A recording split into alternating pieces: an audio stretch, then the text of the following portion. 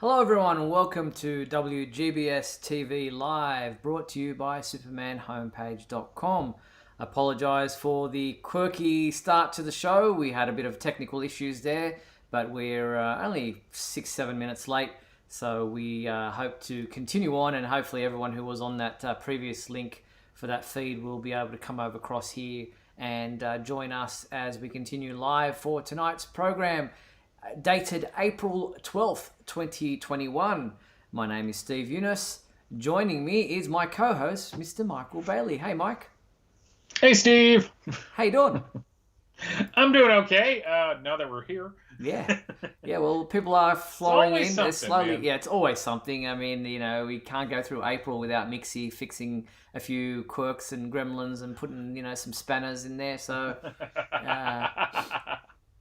it is what it is. But how's your week been? It's been long, but it's okay. I tried the wireless headset thing again, and it just keeps losing the signal for some reason. So I'm just assuming that it's just cheap. I gotta buy something maybe a little more expensive, which would be fine. But no, other than that, everything's fine. But no one wants to hear about my week. Everyone here who is on WGBS Live right now on YouTube is here because they want to hear us talk about Superman. And we want to hear from them. So about halfway through the show, and if we don't have a whole lot going on, we're going to start taking calls. So how do we do that? Well, it's really simple. You're going to need Skype. Go to Skype, find Superman homepage, and then message us that you'd like to be on the show. Now, a couple of things. One, message us. Don't just call. You see how fragile this whole operation is. I swear to God, one day we're going to open the drywall, and there's going to be like some squirrels on one of those like rotating things, and that's what's going to be running this whole thing. Also, if you're watching WGBS Live and using an external speaker, please mute that when we get in touch with you, because we are on a bit of delay, and that can kind of screw things up. Yes, indeed. And for those who are tuning in live via YouTube tonight and who have found us now that we had that opening issue, we invite you to join in the comments there. Feel free to post your questions, ask comments, chat with fellow fans as the show goes on. Michael and I will keep an eye on those comments and questions and react to them as necessary. And thank you to our sponsors and patrons, Douglas Meacham, John Patrick Van Pelt, and Tina Murray. Now, if you want your comment or question featured live on the screen during the show, that's called the Super Chat. How you do that? Well, you click the dollar symbol there underneath the comments there on YouTube. Slider will appear on your screen. You decide on the amount that you're willing to donate, and we'll feature your comment or question live on the screen as the show goes on. So this week we have pretty much a full slate of things to talk about, although it's not been a bumper week. We have movie news, TV news, comic book news. It's all starting to kind of pick up again. So let's get into the movie side of things, where Chris Terrio, the screenwriter responsible for Batman v Superman, Dawn of Justice, and Justice League, Zack Snyder's Justice League, kind of aired his grievances a little bit to Vanity Fair this past week in an interview where he discussed the title to Batman v Superman, Dawn of Justice, saying that it wasn't his choice. He didn't name the script that, and if it was up to him, he wouldn't have called it that.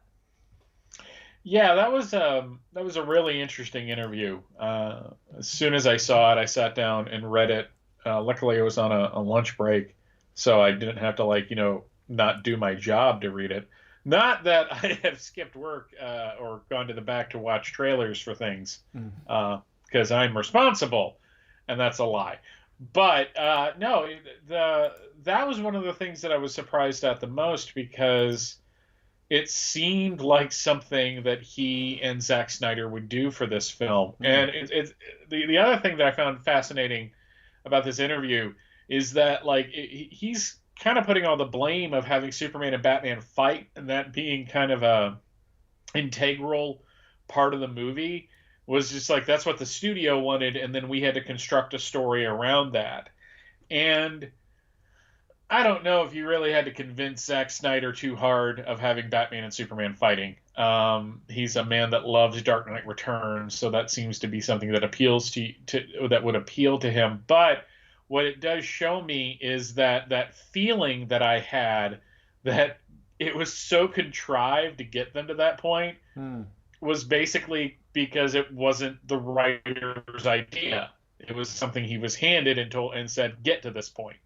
And so they used that in other ways, but it was, he talks about the bleak nature of the film and how that was important. And, he's like, I understand that some people don't like this, but this is the story I wanted to tell. And I'm just like, I just have this thing with Hollywood and their ability to look at you and say, yeah, look, I know you really wanted something, but and I know you're paying to see this, but my muse has got to be, the one that's important here. So it's just, I just hate that there are these executives out there that make millions of dollars a year in salary and bonuses, and their best idea for this movie was, I want to see him fight. Well, mind the gap, I'm with him in the comments saying that I think on some level, Zack Snyder clearly wanted this movie to happen. He seems to be, in interviews that I've seen, talking non-stop about the fact that, bringing in Batman was something he really wanted. Yeah, I mean, I'm sure it's something that everything that happened in the film happened because it's the way Zack Snyder wanted it to happen.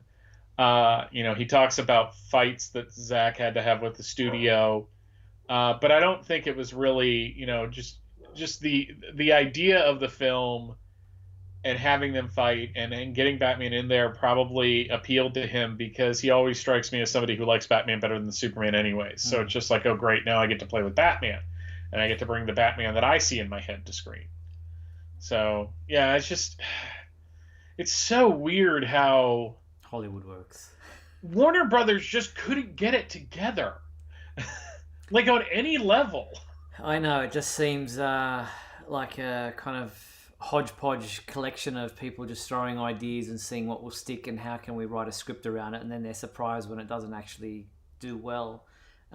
He said that in his interview that it felt like a Las Vegas bust 'em up WWE match, the title, which to me, and even if you look at some of the marketing material that was thrown out there, some of the poster images of the two going head to head in these kind of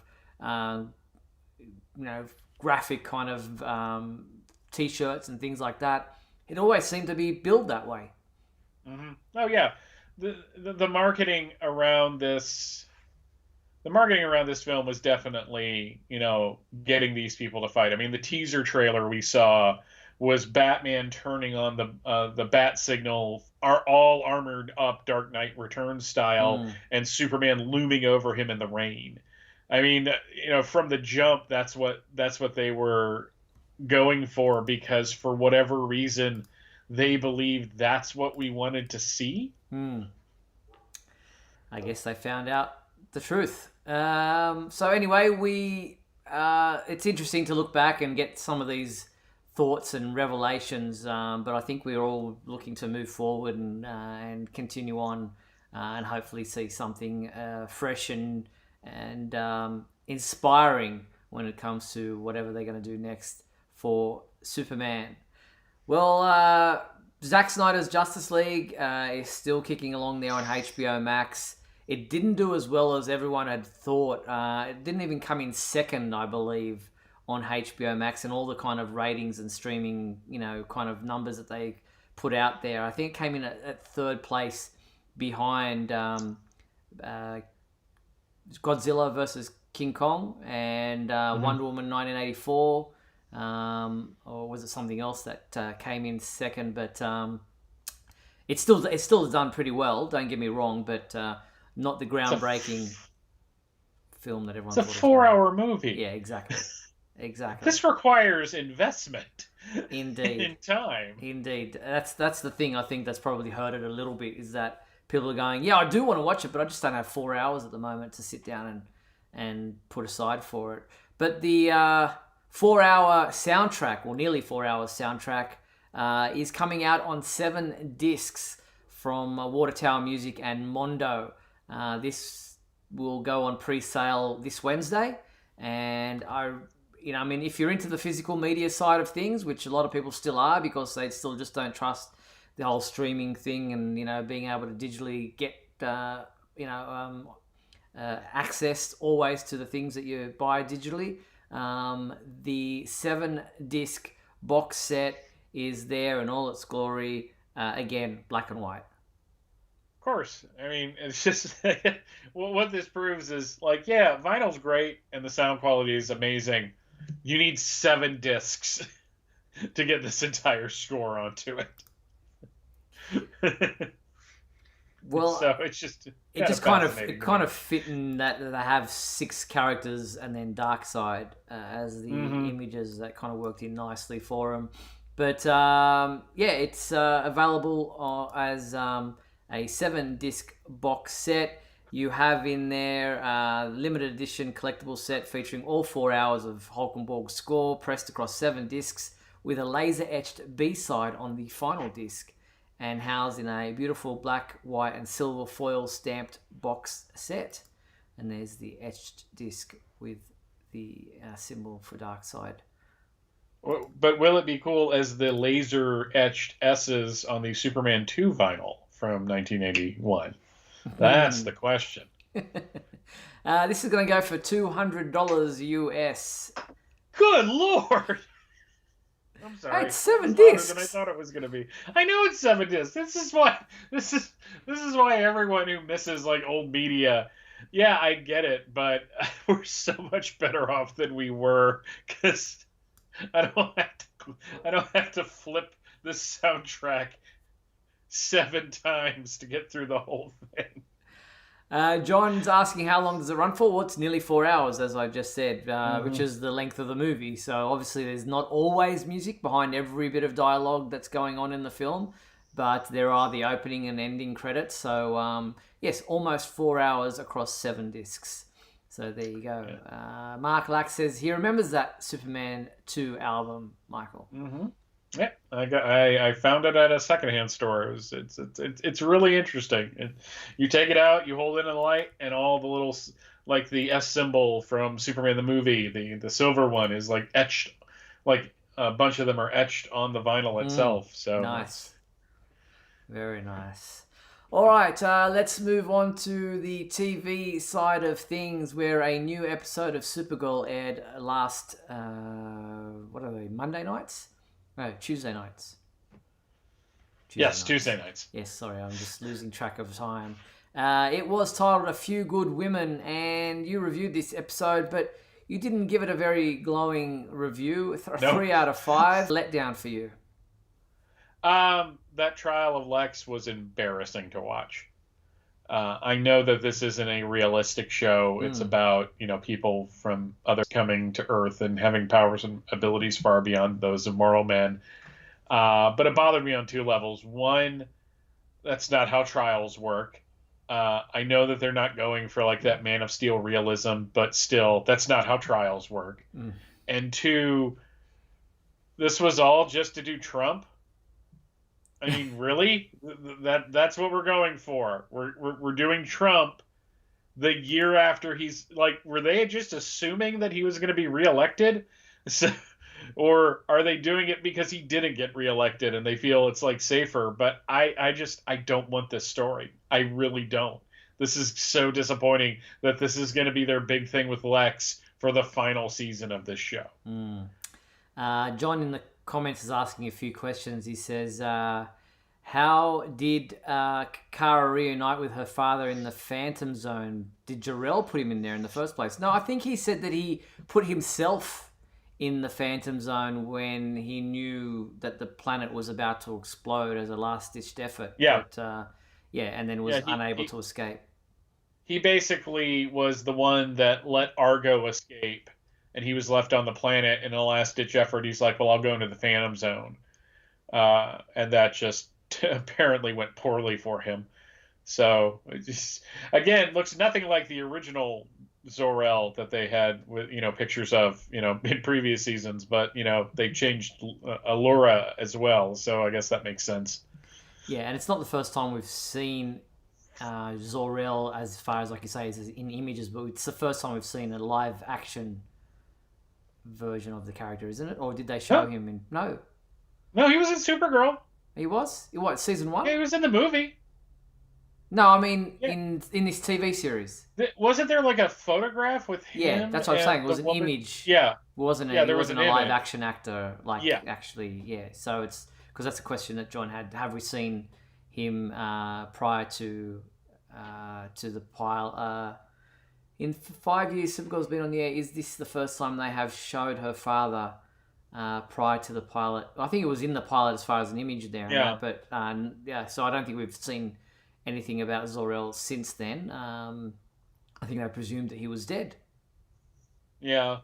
I mean, yeah. I mean, they assumed that everyone was dead. It was only in was it the fourth season or the third season? I think it was the fourth season where they brought Argo out.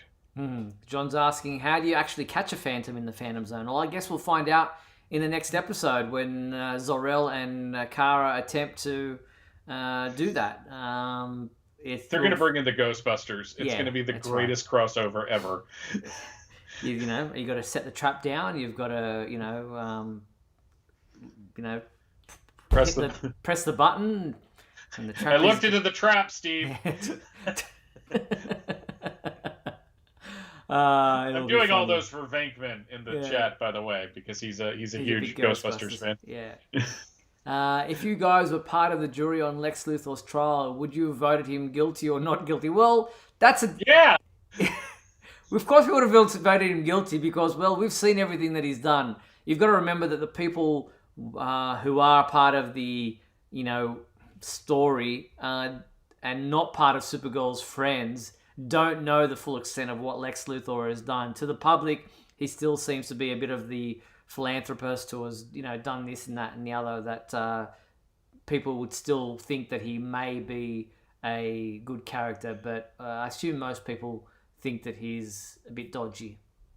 The moment he said, and so what, and even if I did do it, so what, I would have been like, no, he's guilty. I mean, and that's the thing is what they're going for is that because Lex is appealing to a base that just wants to be told that they're, that you haven't been forgotten, and I'm just a guy who's really just tried to help everybody, and look at how the mean media and law enforcement has all ganged up to get me, and oh god, I hate every single bit of it. Yeah, it just felt very contrived. So, but the rest of the episode was not too bad. You can tell the special effects are not on a similar budget to what they're doing with the Superman and Lois, and that kind of pulls you out of the episode a little bit. But you kind of just understand that they're on a smaller budget as far as their special effects are concerned, and you go along with it. Yeah, and they're also trying to do more. They're trying to do more complicated things on Supergirl. I mean, they're trying to do the Phantom Zone, where Superman's special effects are really well done, but they're smaller scenes. I mean, they don't feel like they don't feel like they're just like giving us 2 seconds of action just to have it in there. Yeah. Because they look good, but the action scenes are shorter so they can spend more time on them. And a lot more of the emphasis is put on the family. Yes. Where Supergirl is just like, we've got Martian Manhunter and Miss Martian, and they're changing their appearance. And we've got Phantom Zone Phantoms, and we've got a vampire type creature and all that. Yeah, we've got Nia's powers. Yeah, Dreamer's doing her things with, so there is a lot that they have to throw in there. And Mind the Gap says he does have a problem with the cast teaming up for literally everything. Couldn't each of them be a superhero on their own? Well, yeah, I mean, it is a team-up show in many ways. It's no longer Supergirl's show. Yeah, and that's another reason why I kind of like Superman and Lois, is that they're just focusing on Superman and Lois. They're the two characters. They're not the Flash, Green Arrow after season 2 Supergirl, it like from the jump, it was let's get a bunch of other heroes in here. And it's cool because we're getting to see some of these characters for the first time in live action, and sometimes for the first time good in live action. Mm. Uh, but at the same time, it is always detracted from the main character. But, and I think we talked about this last year, on the other hand, you know, being a lead on one of these shows is grueling. Mm. You are there probably every day on the set. Plus, after main shooting is done, you've got to do special effects shooting. So it's probably nice to have like other characters there so you can get a breather. Yeah. Yeah, that's very true. And I think that's what Tom Welling found when he was Yeah. doing Smallville, had just how grueling the schedule was. All right, well, let's move on to look at the trailer for next week's episode. It is titled Phantom Menaces, and here is the promo for that. We didn't send all the Phantoms back to the Phantom Zone. One got out. Kara is gone. I was sent here by a madman. She's trapped in a cold hell. How can you just march on like nothing is wrong? Because marching is the only way to get her back. Yeah, so you mentioned in your review that everyone seemed a little bit erratic at having Kara lost in the Phantom Zone, that there was just kind of no plan. It was just kind of like, quick, do something. Yeah, it just. I understand that they want to save her, but everybody was like really OTT about getting in there. John kind of lost all reason, you know. Just, I mean, what are they going to do with all those pot stickers? I mean, they ordered so many. Hopefully, they like brought them to like a homeless shelter or something, or maybe you know, do something good with it. But it was just everything was just so overwrought in this episode, and again, it's just. Maybe I just got spoiled with how Superman and Lois does things. And yeah, now it's going to be like, I can see the comments blowing up, especially after the fact comments. Oh, you're just, you know, dogging on Supergirl because you prefer Superman. It's not that at all. It shows me how dramatic the freaking writing is on this show. Yeah, overly dramatic. Uh, Also, Mind the Gap, he also didn't like the way they used Miss Martian. Would have killed the writers to look up other female Martians. Isn't there some blog about Martian Manhunter for some reason? You know, just having her in there, it's been an interesting take on that character. She does seem a little bit young, but for Jean. Yeah. Yeah, and sometimes that's creepy. But you know, when you're one of the and she's also a white Martian too, so she's. I mean, I don't know if they're different species, or just you know different variations of the same. Yeah, but yeah. I mean, really, when you're hundreds of years old, does age really mean anything after that? True. I mean, and that's the visual appearance they've taken form as like that's not their true form, so they are shape changes. You haven't even seen their final forms. So, but. All right, looking ahead, we do have some photos and a description for the next episode of Supergirl after that, which is episode 4, titled Lost Souls. I'm just going to grab some of those photos for you now. We have Supergirl finds an opportunity to escape from the Phantom Zone, but it comes with some dangerous strings attached. Meanwhile, Lena joins the Super Friends on a mission, but finds she disagrees with their plan of action against the Phantoms and wonders if she is truly ready to be a part of the team. Yeah, that's those are some interesting pictures. I'll give them that. And you may have noticed an actress in there, which I'll get to in a second, who has been cast for the show. But before we get to that one, Prom Night is the 5th episode of season 6 and the final season of Supergirl. And the description for that reads, Nia and Brainy attempt to save Supergirl from the Phantom Zone, but by traveling back in time to Kara's home in 2009. While determined to secure the item needed to help Supergirl, Brainy is worried about keeping a low profile so as not to alter the future timeline. However, when their ship crashes upon arrival, a young Kara Danvers is the first on the scene. Meanwhile, a young reporter named Kat Grant sets her sights on Midvale as she suspects there is a big story in the small town. Well, this is a good Wow, way that's some Smallville level stuff right there. Yeah, a good way to give Melissa Benoist a bit of a break. Don't use her at all. Just flash back to her previous time in her past where the young actors can come in and pick up those early roles of Kara Danvers and possibly Kyla Lee's version of Alex as well. That's an interesting plot. Bit more like DC's Legends of Tomorrow. Yeah, but or even also the Flash. feels This like... past week episode, they did the flashback to a 1990 or 1989 time period where they got caught in a time loop. No, it seriously feels like Smallville, where we're having Kat Grant show up because she smells a story in this small town. It's just like you kind of picture Michael McKean coming in as Perry White. All right, so those were the two episodes descriptions coming up after next week's episode. And we got some kind of revelations about fifth dimensional characters coming to Supergirl.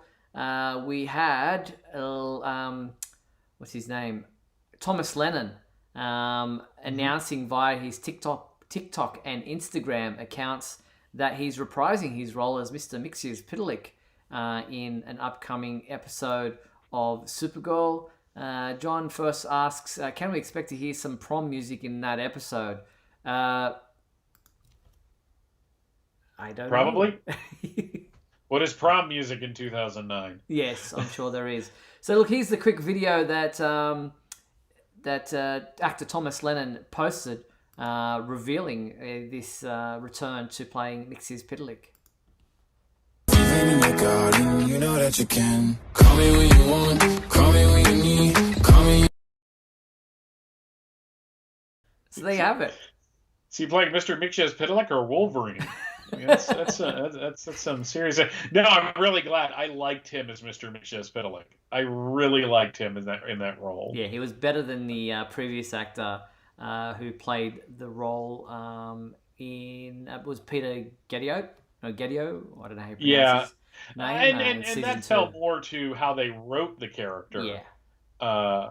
Being more than the actor, but I just think this guy was more of a fun, quirky, Mxyzptlk, little quirky, not so. Yeah. So on the back of that, the next day we found out that Deadline reported that actress Peter Sargent has joined the cast of Supergirl as a series regular for the remainder of the show's sixth and final season. She'll be playing Nixley. And here is an image of her. Let me just grab that and put that up for you. Nixley is her character, a quirky and kind fifth-dimensional imp, wrongly imprisoned in the Phantom Zone and driven by tragic backstory. She helps Kara when she least expects it, and their budding friendship not only heals some of Nixley's emotional pain, but helps Nixley reclaim her own power. I just love that first sentence because it sounds like DC superhero Mad Libs. She is a quirky and fifth-dimensional imp with a tragic backstory. Yeah, that's right. Just insert word here. So, yeah, this comes on the back, as I said, of the news that Thomas Lennon is returning to play Mixie. So we will obviously see him pop up, maybe to be reunited with Nixley when she is freed from the Phantom Zone, along with Kara in an upcoming episode. Yeah, I'm just fascinated by this whole. I mean, you keep adding characters to the final season. We haven't heard. You've got all these other characters. Yeah. Nixley isn't a character from the comic books. I mean, not that I'm aware of anyway. There are other fifth dimensional imps that we've seen. Superman the animated series famously introduced his girlfriend, which I cannot pronounce. Yeah, I forget her name. Something with a G. Yeah, I mean, it's just, and in the comics there have been other fifth dimensional. I mean, they basically said that the Thunderbolt from Johnny Thunder was a fifth dimensional being, Okay. but yeah, I was just like an imp from the fifth dimension with a tragic backstory is so on brand for CW. All right, before we move away from the TV side of things, the CW aren't letting us forget about Superman and Lois, thankfully. They have released a new promo reminding people that the first 5 episodes are available to screen free on the CW app. Here is the little promo titled Priorities. Remember, if anybody asks, he's sick. Are we flying somewhere? Hold on, okay? After my father died, I felt pretty lost. I had a lot of questions about who I was, why I could do the things I could do. So I came here, found my answers. You brought your son to me. Why? Each power comes with its own burden. It's not just what you do, it's also what you don't do. What's the point of having something special if you're not allowed to be special? When your dad gets distracted, lives are at stake. I know you can hear the bomb in my ship. Where the hell is Superman? Me? Well then, make a choice. Everything you do is a mistake. I don't know who my kids are anymore. If you don't like the way something is, change it. I don't like his priorities changing. It's called being a father. I'm not throwing away time with my family. But if anything goes wrong, I will be there. So there you have it. A nice little promo there recapping some of the scenes from the first 5 episodes. Yeah, I'm glad that they're promoting it like that, and I see bunches of stuff on social media about it. But they're trying to, like, don't forget about us. Yeah, we're coming back. exactly. We promise. All right, we've gone over the halfway mark of tonight's show. We're going to play a few messages, come back on the flip side to talk comic books, but also to do our fan favourite segment of the show. We'll be back right after these messages. Do not go anywhere. We'll be back in a moment with the exciting climax of today's episode. So stand by.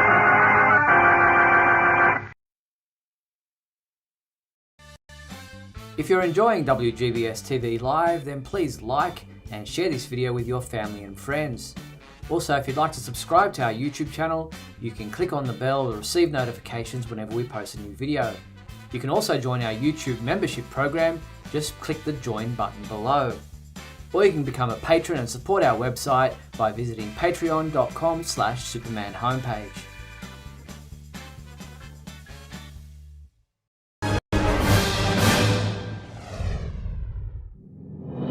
Look, up in the sky. It's a bird. It's a plane. No, it's SupermanHomepage.com, the #1 Superman fan site in the world. SupermanHomepage.com, covering the world of Superman from the 1930s to today. News, reviews, rumors, and reports. SupermanHomepage.com for all your Superman comics, TV shows, movies, cartoons, radio shows, and more.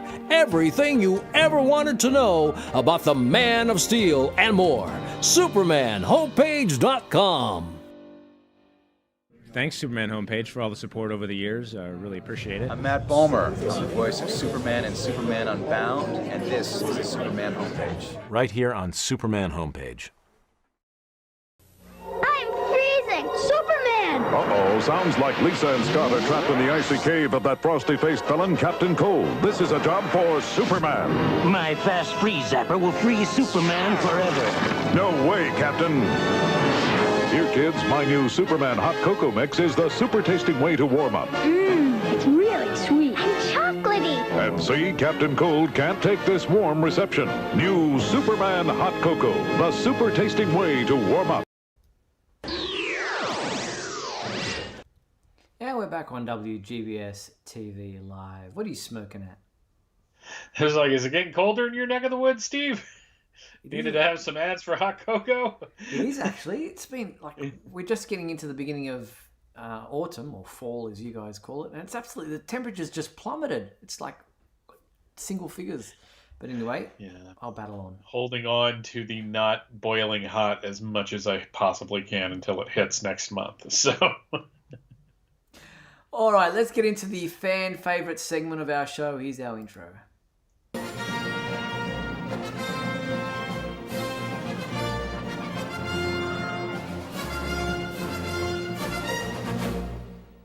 All right, what was our fan favorite question from last week, Michael? Who is your favorite Lois Lane actress and why? And Who Jack is your Rocha daddy and what does he do? Jack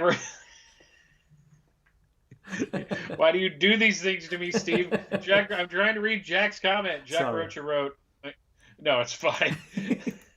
I've been in a weird mood all day. It's fine.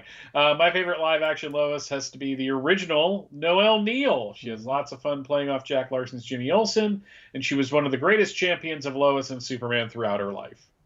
Yes, indeed. Love Noelle. A lovely lady in person she was as well.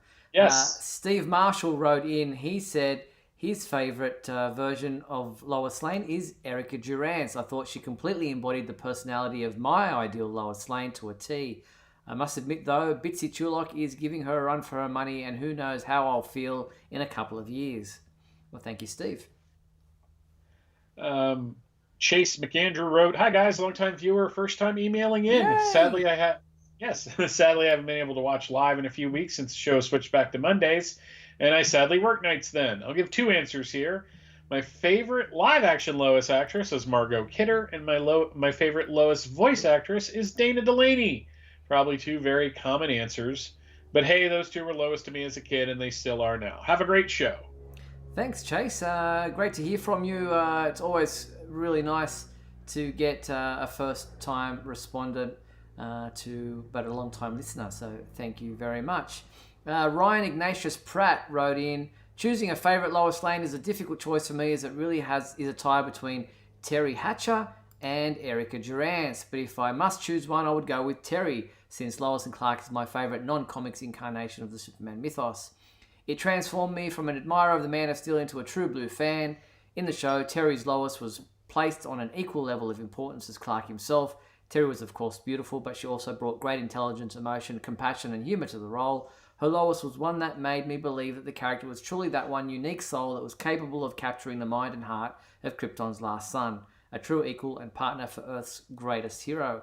Oh, very well thought out. Thank you, Ryan. That's a great response.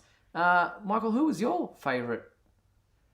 I'm sorry. Hands down. Speaking about Dana Delaney, there's the image of her as the voice of Lois from the Superman animated series. I still hold that Superman the Animated Series is one of the few animated casts that could step right into the live action, and it would still work for me. Phyllis Coates is my favorite. Oh, okay. I love her Lois Lane in that. I love the first season of The Adventures of Superman, just bar none, my favorite season of the show. Mm-hmm. I really feel like, the second season was also good. But once they got into color, things got a lot sillier, and it was less fun for me to watch. But that first season is like so noir, yes.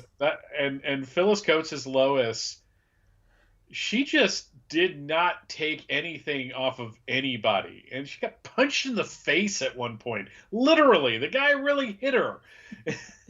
My favorite part of that story, by the way, is that they're like, "We got to finish this shot and put some makeup on before your face swells."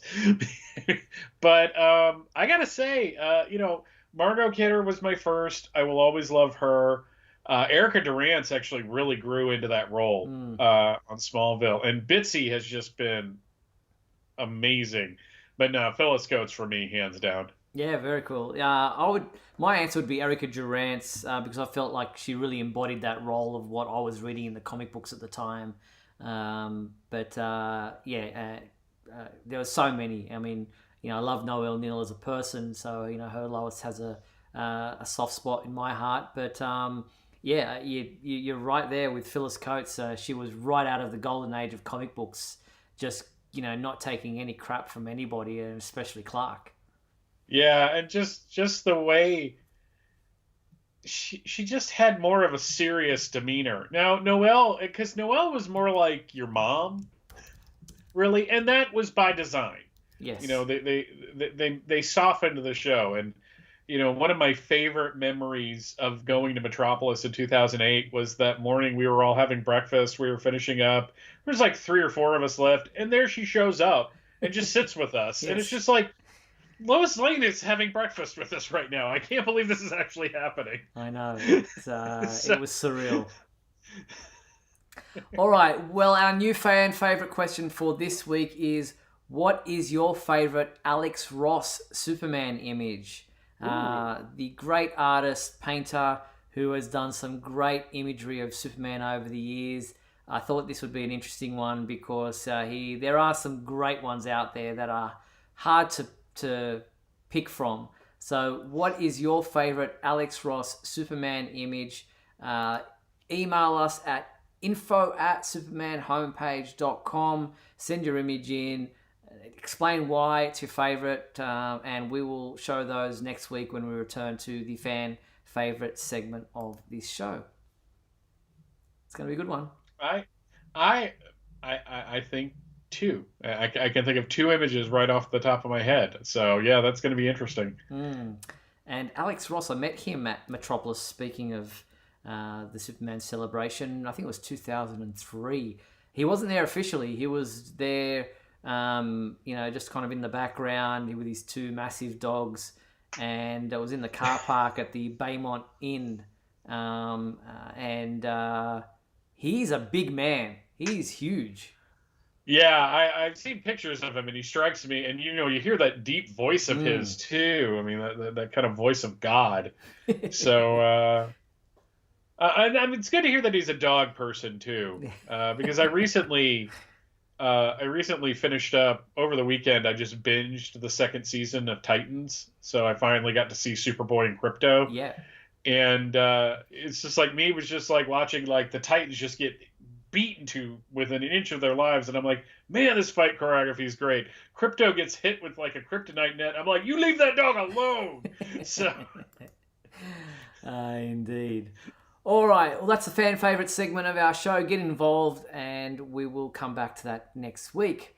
So moving on to the comic book side of things, one of the few copies of Action Comics left in circulation sold for a record-setting price, $3.25 million US this past week. Lucky person. It was a private sale via Comic Connect, and the comic book just slightly, when I say slightly, by 500,000, beat out the $3.2 million which was fetched in 2014 for the same comic book. Yeah, we've talked about it before. Owning that book is a responsibility that I would never want. Because one, just the practicality of getting a safety deposit box, because you're not going to keep that in your house, because someone's going to break in. Though, as Rachel once said, what would you do? I was like, I'd take it out of the thing, put it in a bag and board, and just put it in the very front of my Superman collection. Just hide it there. Everyone would just think it's a reprint. But no, I'm just fascinated. I mean, even when you think it was a private sale, but it was through Comics Connect, so I'm assuming that Comics Connect made some percentage of the sale. Right. As a broker, yeah. But you know what? Even like 1% of $3.25 million is pretty good. Yeah, you could. I mean, you could just live off doing those kinds of sales once a year. But that's impressive. $3.25 million for Action Comics #1, which was sold this past week. Congratulations to whoever purchased it. But comic books more along our price line are available this week, and the Superman books that will go on sale this week, if you're a comic book reader, include Let's have a look at them. There is Challenge of the Super Sons #1. This is the print edition of the collected digital chapters. So the first issue is available this week, and it is available in a variant cover right there. Also available this week is a second printing of Infinite Frontier #0. Also out this week is Superman #30, and that is available in a really cool variant cover, which is currently making up the background behind me on this very show. Also out this week is a hardcover tabloid edition of The Amazing World of Superman with a bonus giant poster map of Krypton. Oh, I'm picking that up. God, I have that. I have the original, treasury size version of that, but having the hardcover of that, yeah, I'm gonna be ordering that like as soon as it's available to be ordered. I'm sure it's available for pre-order right now, but yes, exactly. That's tomorrow, so it's available tomorrow. Also out this week is Legion of Superheroes Volume 2, Trial of the Legion trade paperback, and then also in another one, hardcover, Volume 1 of Who's Who Omnibus. Yeah, that's not a hardcover, Steve. That's the if I'm remembering it correctly, that thing is like everything.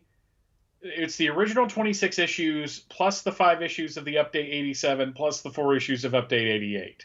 That thing is massive. It's just so, oh man, I'm just so glad that it's available, because people have been clamoring for that thing for like 30 years now. Mm-hmm. So yeah, that's out tomorrow as well. Then on the digital DC publishing program side of things, Chapter 12 of Challenge of the Super Sons is available to download now. And then if you're reading the Ruby Justice League digital chapters, Chapter 6 is available to download tomorrow. So that's what's available this week in the comic book side of things. So a few interesting things to purchase. Yeah. I'm finding myself once again kind of drifting away from the main books, just because I'm not a big Superman in space guy. Okay. I like the Daily Planet, and I like the cast, and I like Lois, and interacting with Perry and Jimmy, and they've kind of just detonated all of that. So it's just like nothing against Philip Kennedy Johnson, who's a great writer. So this isn't like a personal beef like I had with Bendis. So. DC released a short video, 2.5-minute video titled "Superman and Lois: A Love Story," a DC Secret Files video this past week. I think this is something we've seen before, or it was a special edition bonus material or something on some DVD release. Here's a quick look at it, and you can watch the whole thing on our website.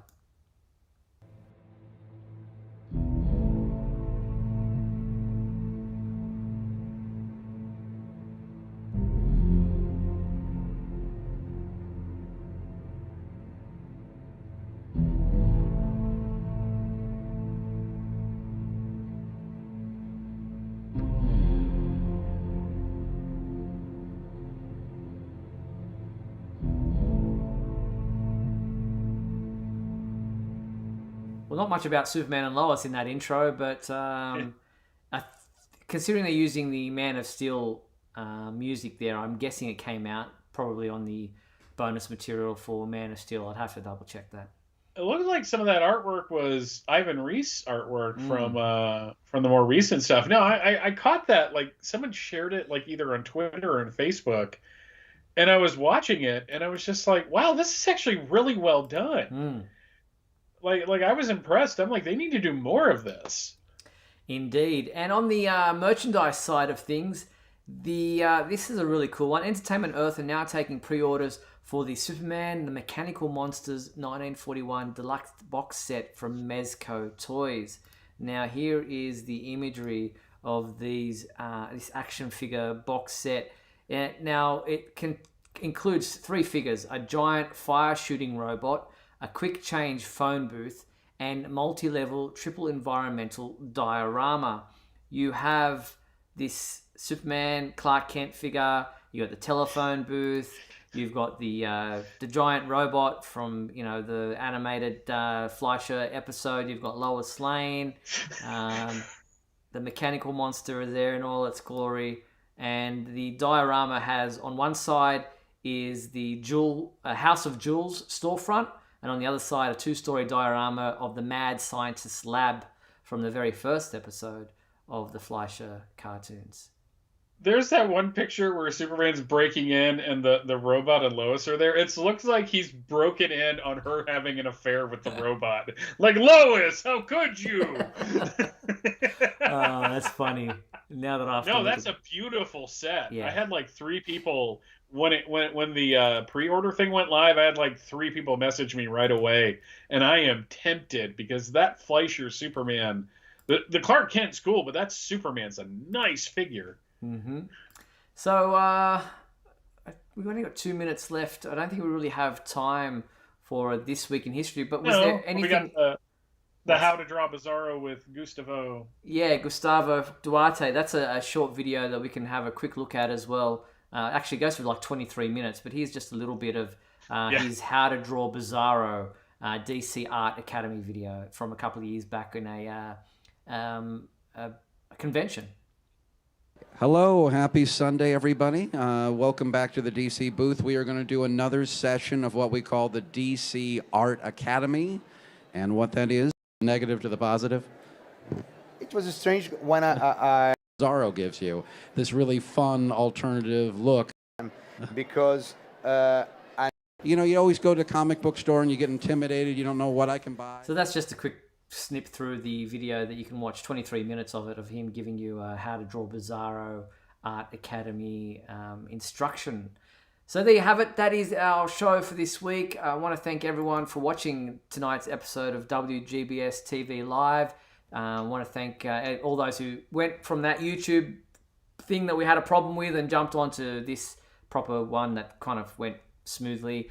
So thank you everyone for doing that. And thank you to my co-host, Mr. Michael Bailey. Thank you, Mike. Pleasure as always, Steve. And a huge thank you to our sponsors and patrons, Douglas Meacham, John Patrick Van Pelt, and Tina Murray. And if you want to sponsor the Superman homepage, then please head to patreon.com/Superman homepage, where you too can be a sponsor of our website for as little as $1. Or you might like to become a Superman homepage YouTube member. All you have to do is click the join button below. There are different levels of perks. Now, the complete 1-hour video of tonight's show will remain available on our website and our YouTube channel if you'd like to watch it back, or perhaps you missed part of the show and want to tune in and check it all out. But we'll be back next week for another episode of WGBS TV Live on Monday, April 19th at 7:30 p.m. Pacific Standard Time. Look forward to talking with you then. Until then, be sure to check out supermanhomepage.com for all your daily news updates on everything surrounding the Man of Steel. I'm Steve Eunice on behalf of myself and Michael Bailey. Thanks for watching WGBS TV Live, brought to you by supermanhomepage.com. Bye.